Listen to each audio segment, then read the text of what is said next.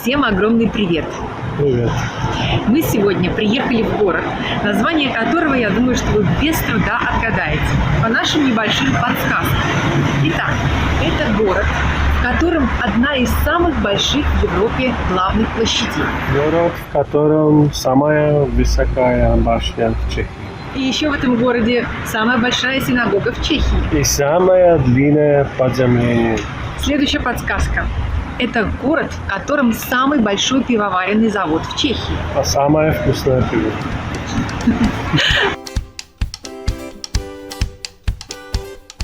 Кстати, 2/3 всего пива в мире производится сейчас по технологии, которую впервые начали применять в этом городе. А еще, по иронии судьбы, именно в этом городе родился Ярослав Скала, основатель первого в Чехии медицинского вытрезвителя. Кроме того, здесь была открыта самая первая типография в Чехии и выпущена самая первая печатная книга. В общем, если факты о самых-самых книгах, площадях и башнях вас на название города еще не натолкнули, то упоминание самого крупного в Чехии завода пивоварения – это просто железный аргумент, чтобы догадаться, что мы сегодня приехали в Плзень. Сегодня Плзень – это 4-й по величине город Чехии, крупный промышленный, культурный и административный центр Западной Богемии. А вот первое упоминание о нем относится к 976 году. Точнее, это было упоминание о крепости под названием Плзень в 9 километрах от нынешнего города. На современном же месте поселение под названием Новый Плзень было заложено примерно в 1295 году чешским королем Вацлавом II. Кстати, город уникален еще и тем фактом, что практически до XVI века название его относилось к мужскому роду. А вот с XVI века и до нынешних дней Плзень – это она. С происхождением самого названия тоже череда загадок. По одной из первых версий считалось, что имя города возникло от слова «плш», по-чешски «улитка». Якобы их на месте города было море. Но в начале XIX века один чешский дядечка-ученый сказал, что эта версия никуда не годится, и название города происходит от слова «плзны», то есть «полезный», заимствованного, внимание, гордимся, из русского языка. Ну и, наконец, с 1950 года существует еще одна версия происхождения названия Плзень. Якобы слово происходит, опять же, от русского слова «оползень». И вроде как город стоит на участке съехавшей некогда горной породы. Понятно, что и у этой версии нашлись свои оппоненты, утверждающие, что по данным геологических исследований никаких оползней в этой области не было. В общем, вопрос о происхождении названия города Плзень и по сей день остается открытым, что, естественно, не мешает городу цвести и богатеть.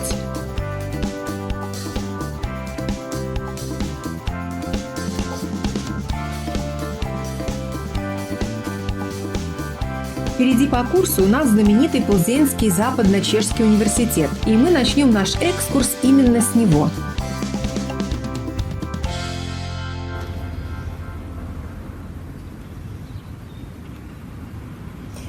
Друзья, за моей спиной находится Западно-чешский университет, Плзенский. Здесь есть масса разных факультетов, на любой вкус и размер, как говорится. И факультет медицинский, педагогический, философский, факультет прикладных наук, дизайна и искусства. В общем, масса всего того, что может быть для вас интересным. Посмотрите, как все это выглядит. Красиво, конечно, чистенько, очень уютно. Совсем рядом здесь находится студенческий городок. Ну, если вдруг кто-то надумает сюда ехать поступать, то будете иметь представление хотя бы о том, как это выглядит в реальности.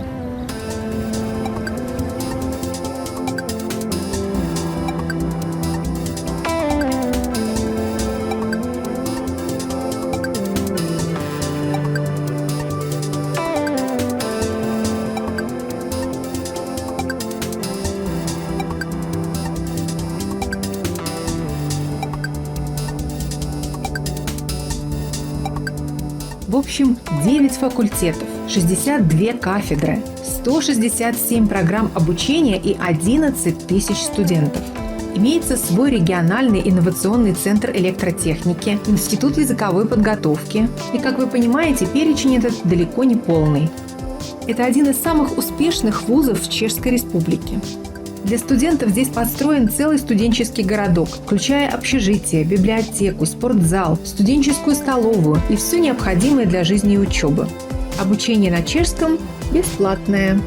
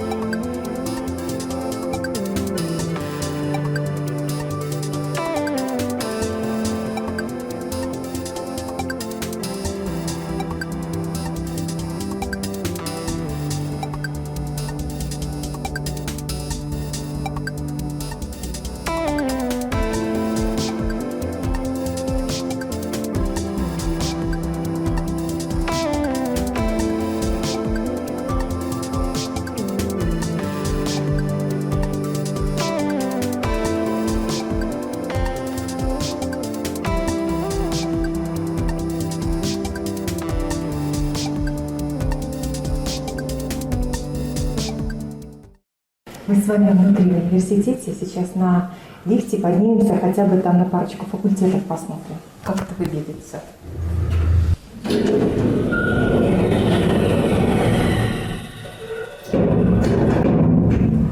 Едем на экономический факультет. В общем, кого интересует экономия, посмотрите.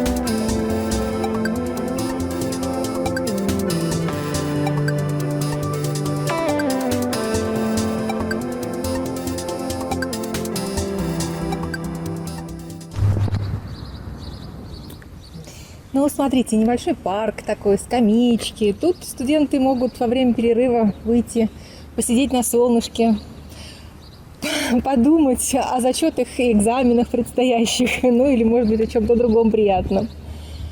Ну, в общем, могу сказать, что так все для студентов сделано. И достаточно красиво, чистенько, уютно.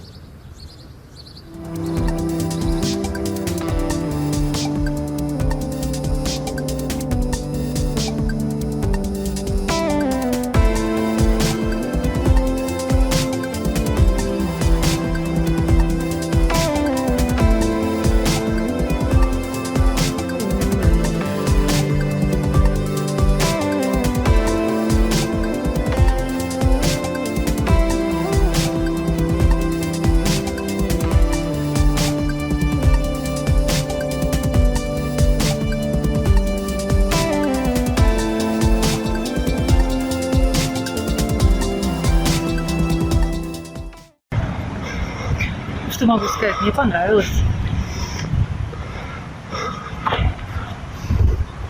Мне тоже. Я бы здесь хотела учиться.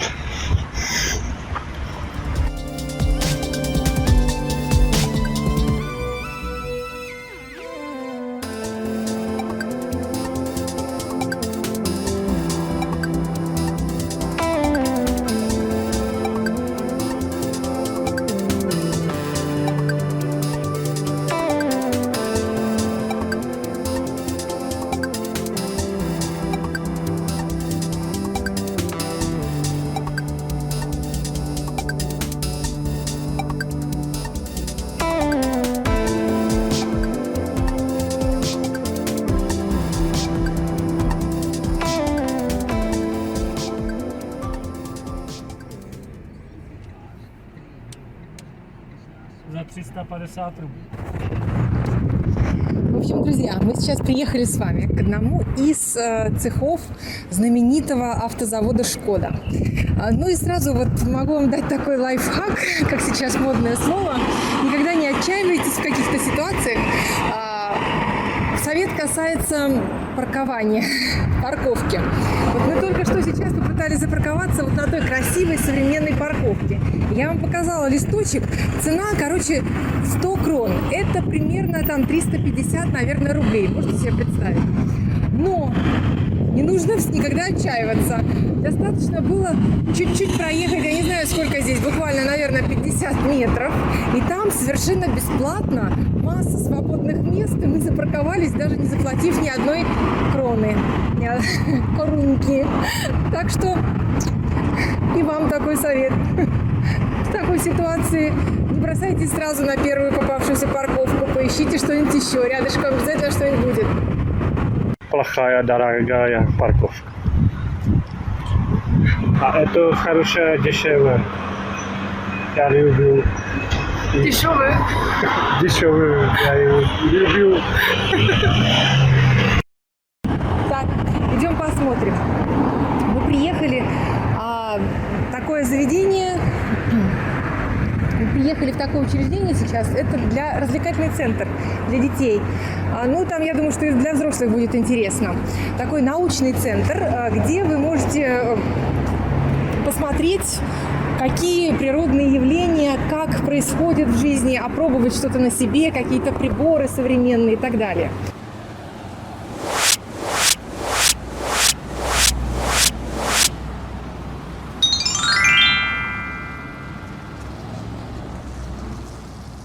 Что могу сказать? Если приезжаете с детьми, то это будет семейный такой вот отдых. Ну, правда, интересно. Реально интересно. Еще здесь есть 3D-планетариум, очень современный, с интересной программой. Конечно, все это сейчас на карантине, все это сейчас закрыто пока еще. Но будем надеяться, что в скором времени все это откроется. И если вы приедете в Чехию с детьми и попадете в Плзень, то я думаю, что получите удовольствие.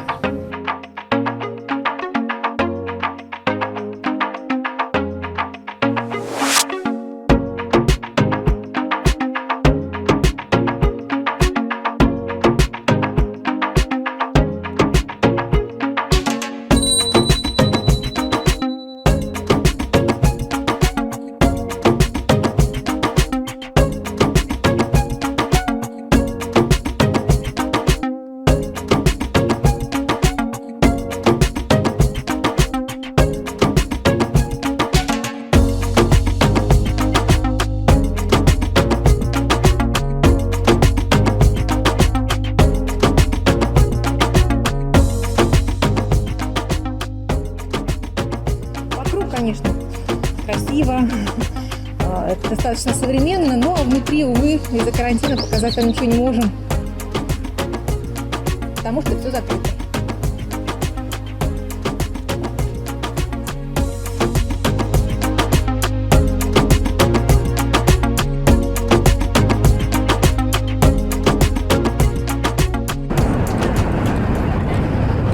Приехав сюда, в Плзень, мы не могли обойти своим вниманием такое грандиозное здание, которое стоит сейчас за моей спиной. Это синагога. Причем называется Велка синагога, то есть большая. Ну, действительно, реально, она самая большая в Чехии, на первом месте. На втором месте по величине в Европе и на третьем месте в целом мире по величине. Но посмотрите, как она выглядит. Сейчас немножко о ней расскажу подробнее. Первый камень строительства синагоги был заложен в 1888 году. Строили 5 лет в неоготическом стиле по проекту австрийского архитектора Фляйшера. Но от исходного проекта были все же сделаны значительные отступления. Главное, башни были снижены аж на 20 метров от изначальной высоты. Почему? По одной из версий, руководство города не хотело, чтобы синагога конкурировала с высоченным католическим собором святого Варфоломея, который мы еще увидим на главной площади города. А по второй версии все еще более прозаично. Да просто денег на постройку не хватало, поэтому и подсэкономили на высоте башен. Вот и все.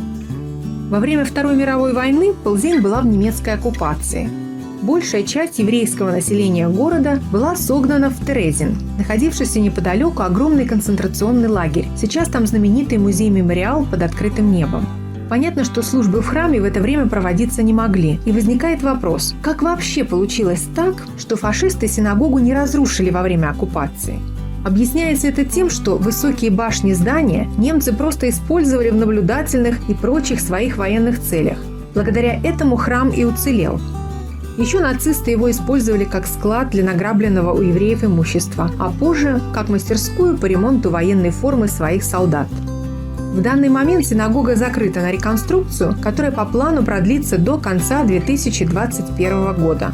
А вот с января 2022 должна бы была уже и открыться для посещений. Там, кстати, уникальная акустика, поэтому до ремонта в здании часто устраивали замечательные концерты.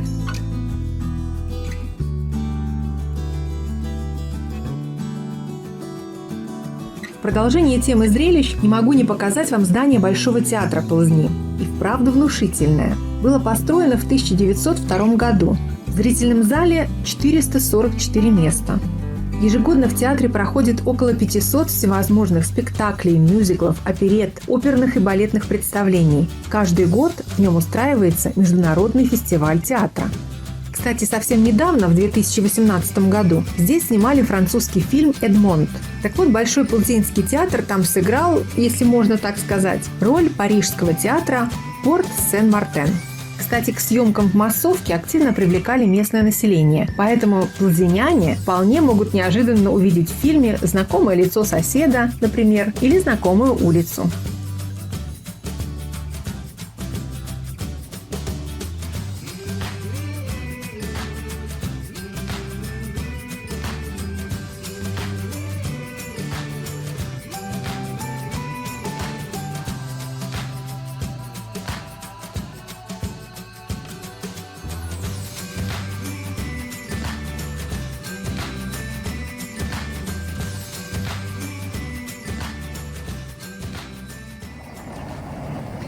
Вот эта вот площадь называется Площадь Республики. Это главная площадь Плзни.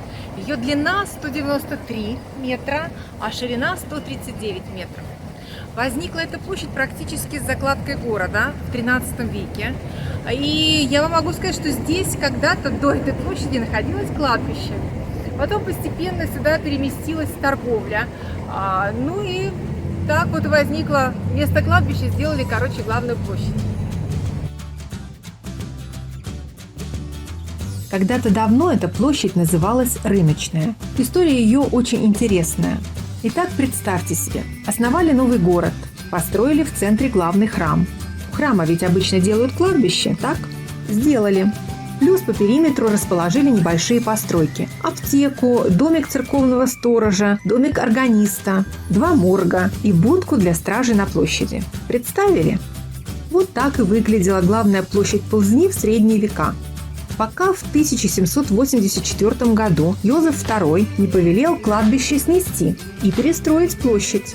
Таким образом, гуляем мы сейчас с вами практически по костям. Не страшно вам еще? Тогда продолжаю. Могилы сносили только поверхностно. Более глубокий слой из-за гигиенических соображений не трогали. Просто замостили всю разровненную территорию булыжником. В таком виде площадь просуществовала до 1929 года. Камни к тому моменту были уже очень старые, часто выпадали или проваливались, и никому уже гулять по такому центру города не хотелось. Тогда не придумали ничего более оригинального и просто залили старые булыжники асфальтом. Вот эта новая, мощеная поверхность площади Республики, какой мы видим ее сейчас, была сделана относительно недавно, в 2006 году. Теперь здесь ежегодно устраивают традиционные чешские праздники, ярмарки и фестивали, продают пиво, пряники, сыры, пунш и прочие вкусности. В общем, как говорится, от печали до радости.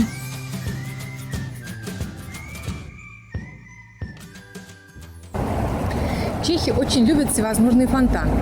И вот здесь, на главной площади города, которая называется Площадь Республики, в 2010 году поставили 3 вот таких вот фонтана.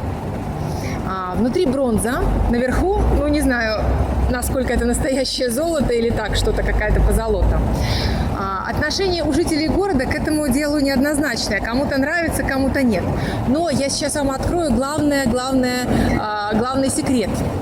Все вот это вот, 3 вот этих вот скульптурки с фонтанчиком стоит 27 миллионов крон.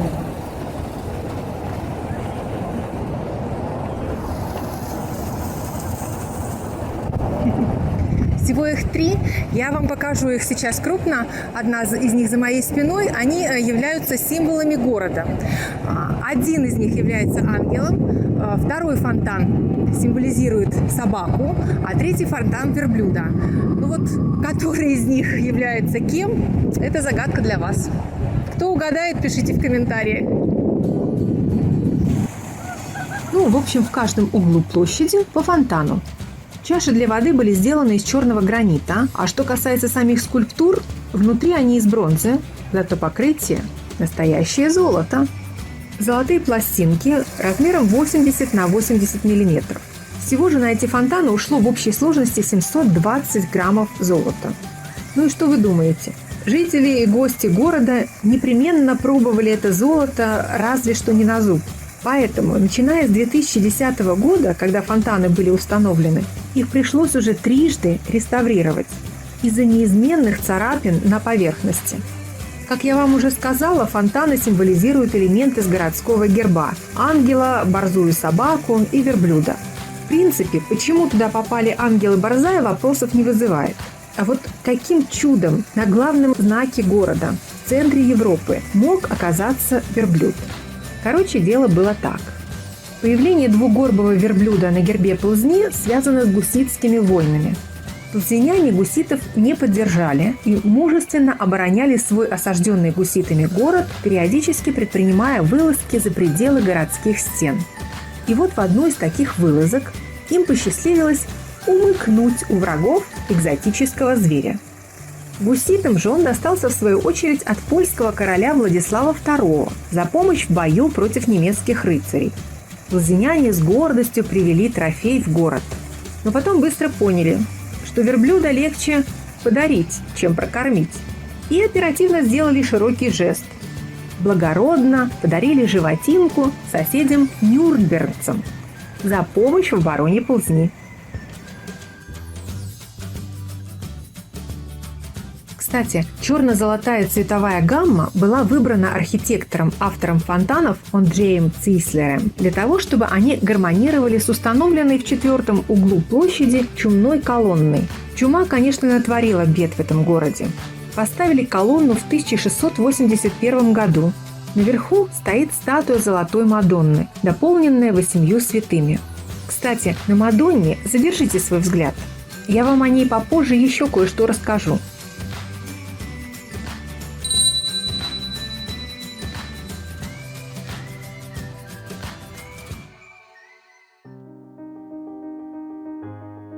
Все это время мы ходим вокруг этакой доминанты главной площади Плзни – кафедрального собора святого Варфоломея. Его строительство начали практически одновременно с закладкой города, примерно в 1295 году, и закончили в конце 15 века. Это один из самых высоких храмов во всей Чехии. К сожалению, внутрь сейчас попасть невозможно, уже довольно длительное время храм закрыт на реставрацию. Открыть для посещений планируют после 31 мая. Так что полюбуемся снаружи, а я вам пока расскажу, что самой ценной реликвией, украшающей главный алтарь в соборе святого Варфоломея, является статуя Плзенской Мадонны. Установили ее там примерно в конце XIV века. По легенде, скульптуру ваял слепой скульптор, который прозрел сразу по ее завершении. Эта весть быстро разлетелась по всей Европе, и сюда потянулись тысячи паломников, желающих попросить Мадонну об исцелении от болезней. Вот такое вот оказывается здесь в Плзни место силы. Кстати, помните, я предлагала вам повнимательнее посмотреть на статую Девы Марии, венчающую чумную колонну? Так вот, сейчас объясню почему. Дело в том, что после такой внезапной популярности Плзенской Мадонны по всей Чехии вдруг начали появляться копии статуи. И вот одна из подобных копий и была установлена на вершине чумной колонны, в непосредственной близости от собора.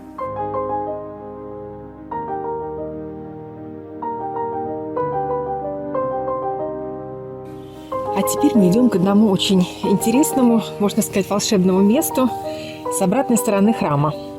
Часто там стоит целая очередь из туристов, но, как вы понимаете, сейчас туристы пережидают карантин все больше по домам, поэтому у нас есть возможность свободного доступа к счастливому ангелочку, украшающему решетку наружного алтаря храма.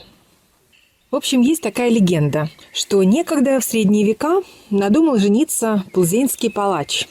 А поскольку палач в те времена не имел права входить в костел, то на церемонии венчания у алтаря вместо него стоял его друг. Сам же палач в это время молился у заднего алтаря снаружи храма. Так вот, когда молитва закончилась, палач начал вставать с колен и ухватился рукой за ангелочка на решетке. И поскольку сам палач был в душе, в общем-то, милейшим человеком, подумаешь, работа такая, то через какое-то время люди заметили, что ангелочек, за которого ухватился, можно сказать, средневековый сотрудник службы исполнения наказаний, начал приносить счастье и исполнение желаний тому, кто этого ангелочка погладит. И сами понимаете, сколько людей сразу же бросились гладить решетку костела. А вот и эта волшебная решетка.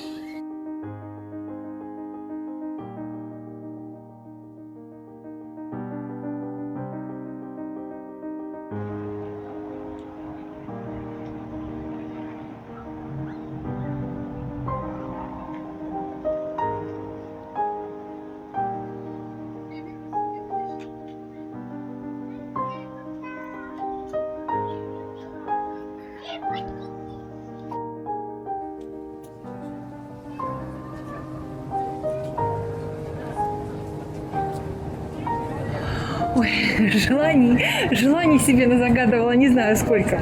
Ну, вы, догадались, да, что здесь, смотрите, вот эти вот ангелочки, но один из них какой-то особенный.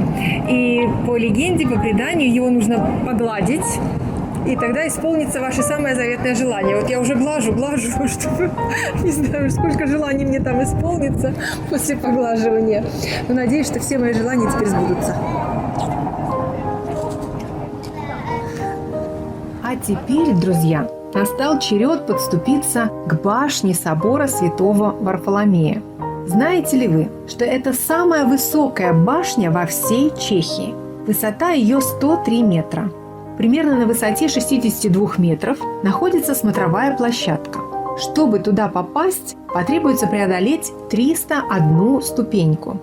Кстати, вход на смотровую площадку оказался открытым. И сейчас, только ради вас, ради того, чтобы показать вам восхитительный вид на город Плзень с высоты птичьего полета, туда мужественно отправляется наш камераман, по-чешски оператор. Пожелаем ему сил и удачи на этом нелегком пути.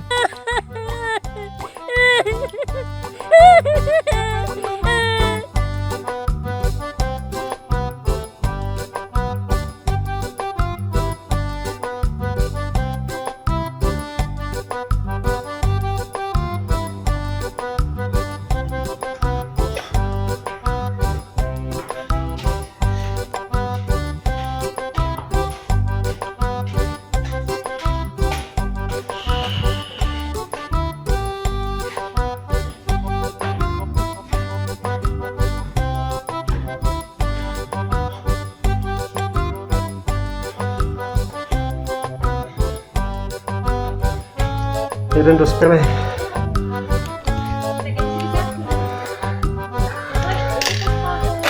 Děkuji.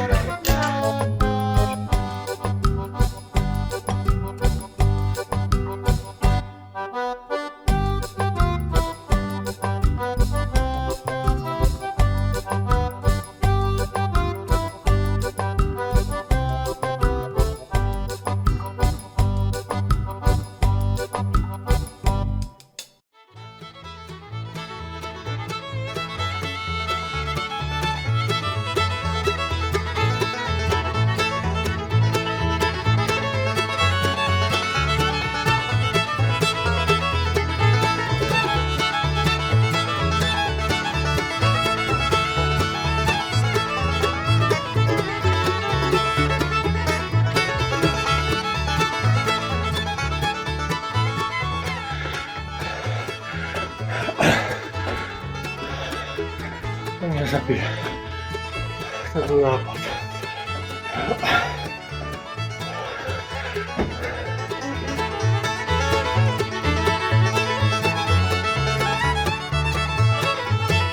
Кстати, изначально при строительстве собора таких башен должно было быть две – северная и южная. Но поскольку храм возводился практически одновременно с другими строениями города, с его улицами и площадями, то средств на постройку двух башен не хватало. Да еще гуситские войны постоянно мешали мирному строительству. И руководство города решило обойтись только одной башней – северной.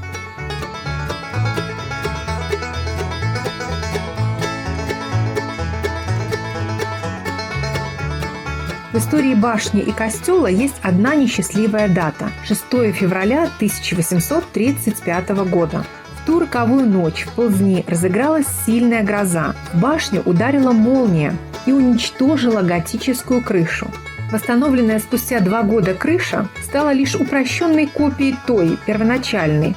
При том страшном пожаре пострадали также и башенные куранты, установленные в 1803 году вместо сломавшихся старых и стоившие 2327 золотых, и колокола. Кстати, сейчас на башне висят куранты 1990 года. Они уже такой ценности, конечно, не представляют. А колокола, оказывается, имеют свои имена.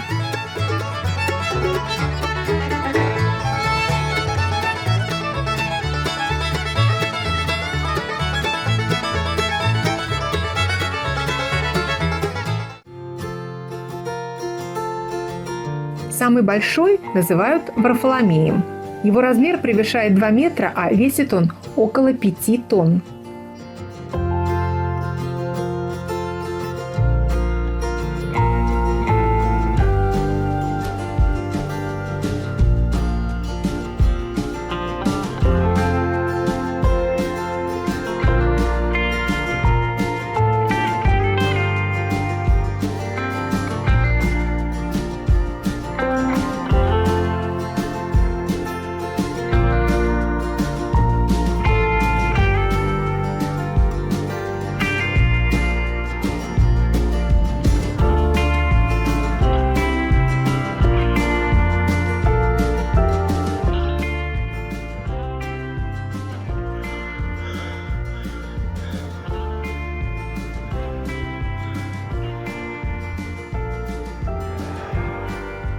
Ура!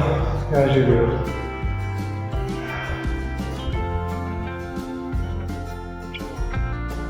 И вот, наконец, долгое и сложное восхождение нашего пана-камерамана увенчалось успехом.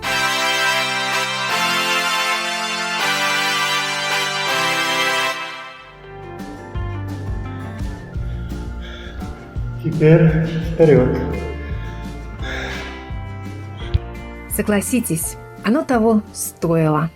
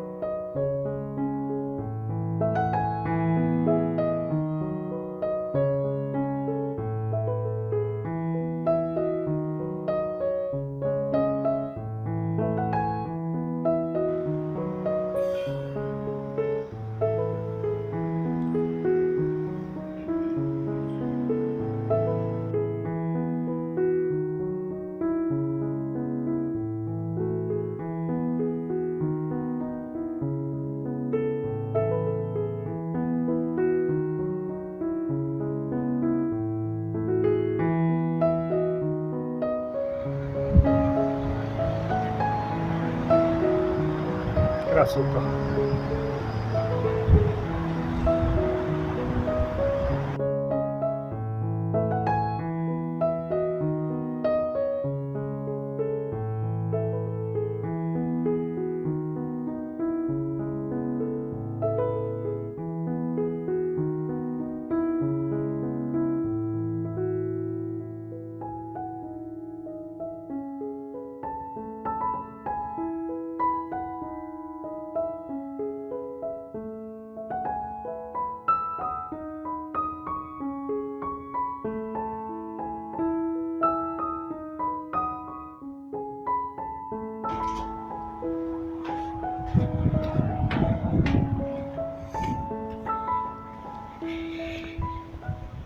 Слава Богу.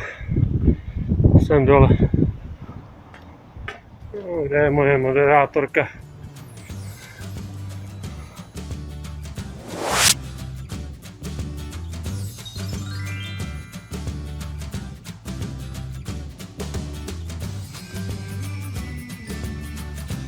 Плзенская ратуша, друзья, по праву считается одной из самых красивых в Чехии. Построил ее итальянский архитектор в середине XVI века, вместо сгоревшей старой ратуши XV века. Посмотрите, как украшено. Это стиль с графита, от итальянского «процарапанный». Там есть плзенский герб, фигуры чешских правителей, образные фигуры, обозначающие ремесла, право и справедливость. На первом этаже имеется зал для церемоний, там проходит регистрация свадеб и другие торжественные мероприятия. А на втором этаже сейчас заседает руководство города.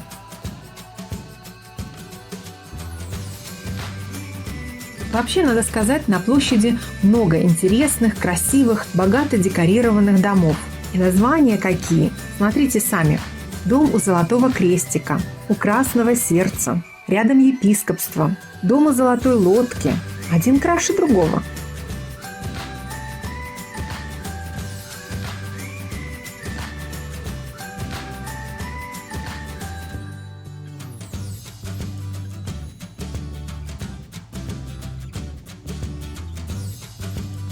А чего стоит дом с романтическим названием «У белого единорога»? Узнать его очень легко. Во-первых, над балконом висит изображение головы единорога.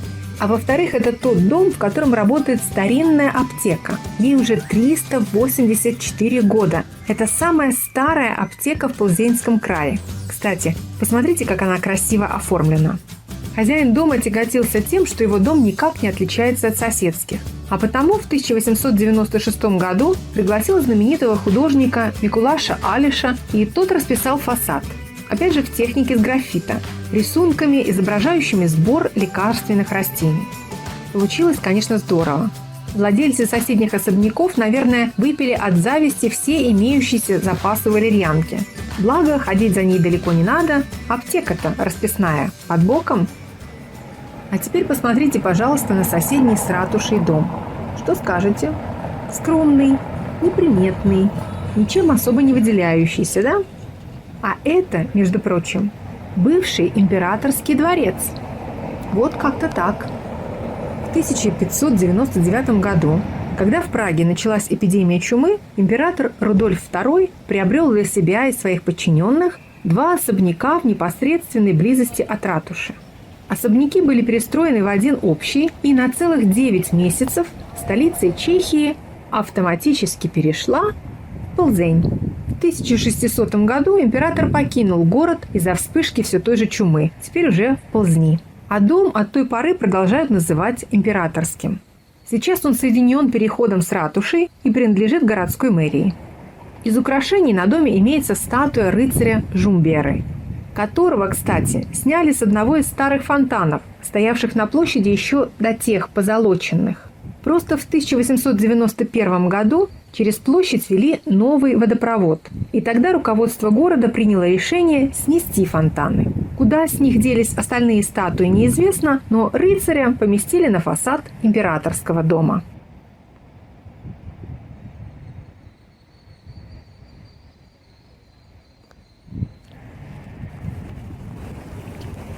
Мы с вами сейчас идем дальше.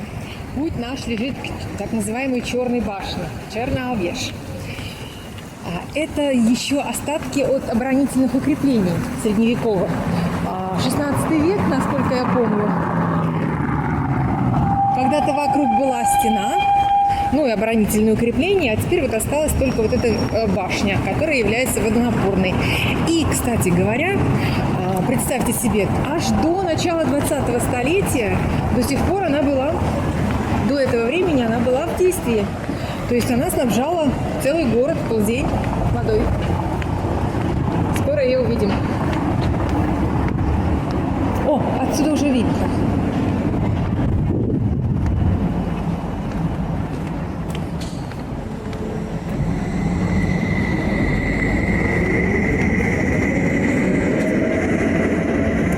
Конечно, невозможно, сейчас трамвай проедет,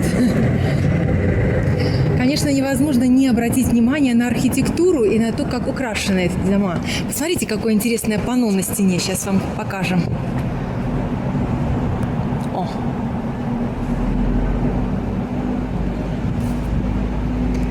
Согласитесь, здорово, да? Идем дальше? Ну и вообще все дома в таком архитектурном стиле своеобразном. У меня немножечко есть ощущение, что я иду по Праге. Я не знаю почему. Ну, наверное, вот похожая архитектура. А вот там, кстати, вижу дом с такими типичными украшениями. Сейчас тоже мы вам его покажем. Посмотрите. Вот этот вот с такими графичными узорами. Это тоже определенный стиль.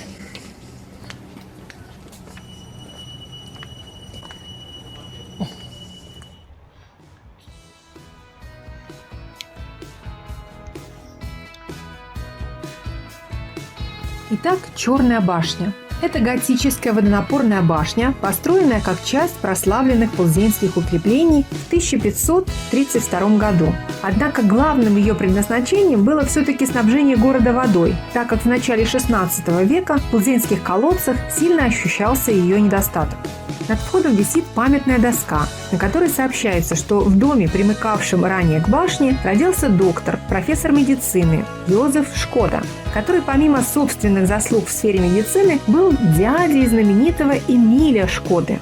Да-да, того самого, основателя того самого крупнейшего машиностроительного завода. А вот они, кстати, оба на небольшой экспозиции внутри Черной башни. Исторический центр Плзни таким полукольцом опоясывает цепочка парков. Сметановые сады, Шафариковые сады, Крижиковые сады и так далее. Кстати, если кто-то из вас был в Праге и любовался на поющие фонтаны, то знайте, что это творение плзенского инженера и изобретателя Франтишка Крижика.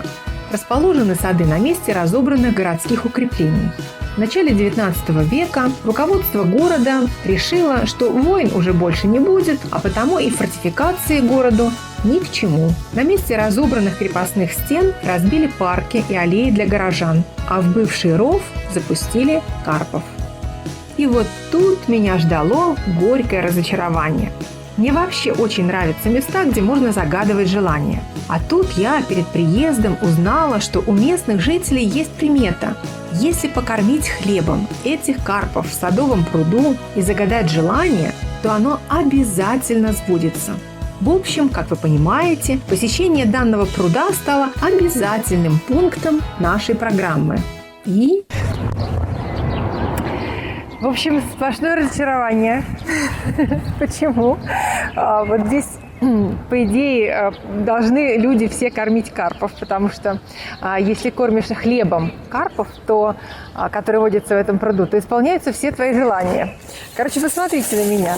Я притащила кусочки хлеба специально. Из дома взяла для того, чтобы покормить здесь карпов. И что я здесь увидела? Надпись «Нельзя кормить, запрещено». В общем, придется мне этот хлеб везти домой. Карпы останутся голодными, а мои желания неисполненными.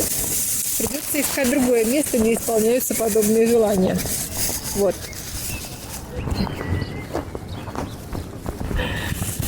И смеяться мне не нужно. Это я говорю товарищу камераману, который там хихикает вовсю, причем злорадно достаточно.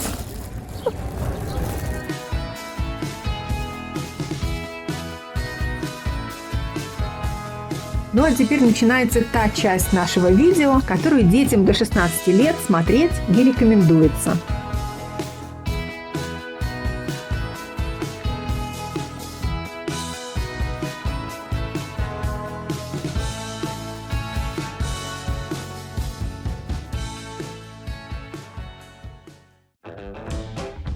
Итак, продолжим.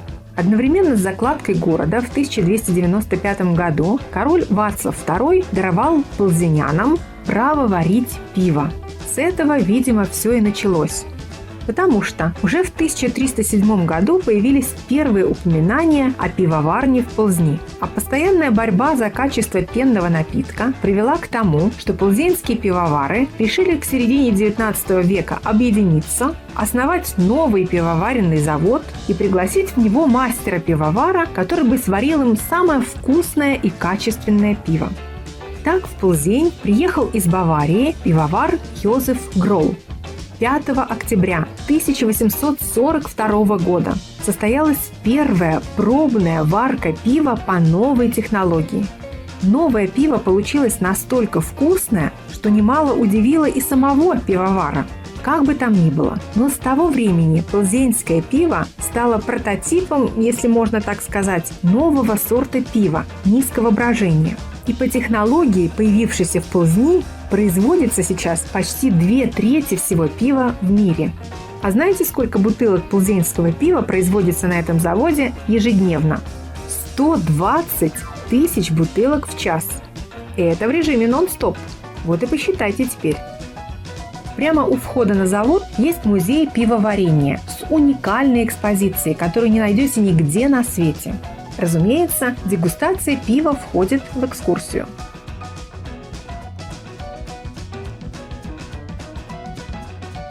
А еще в экскурсию входит осмотр уникальных плзенских подземелий. Дело в том, что под историческим центром Плзни располагается почти 20 километров подземных коридоров, подвалов и колодцев. Разветвленная сеть плзенских лабиринтов считается самой большой в Чешской Республике. Строить подземелья начали практически одновременно с закладкой города в конце 13 столетия. Предназначений у них было несколько. Во-первых, там были созданы почти идеальные условия для хранения запасов продуктов, воды и, конечно, пива, для проращивания семян, приготовления пивного солода и так далее. Во-вторых, плзенянам удалось создать сложную, но достаточно эффективную на то время дренажную и канализационную систему. Ну и, наконец, подземелья неоднократно спасали горожан во время войн и осад, служили бомбоубежищем во время Второй мировой войны. Общая длина подземелий, по которым туристам можно прогуляться, составляет около 800 метров. Глубина маршрута примерно 9-12 метров. Но вход туда возможен только в составе групповой экскурсии с гидом.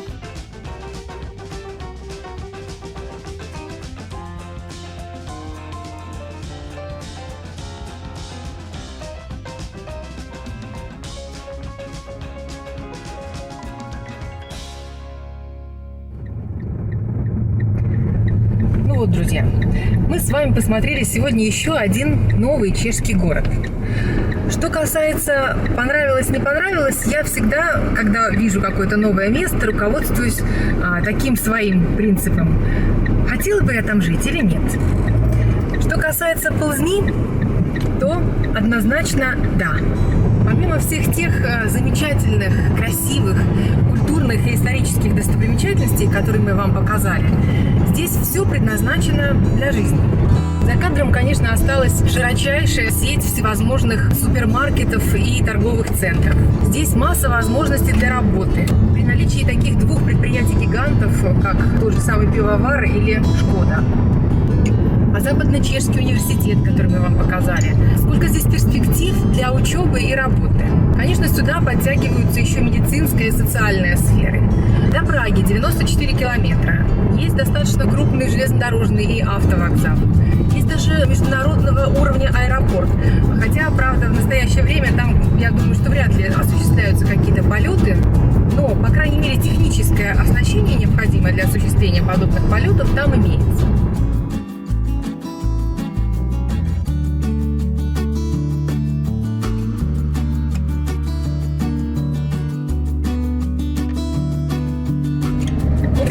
Успеха и процветания.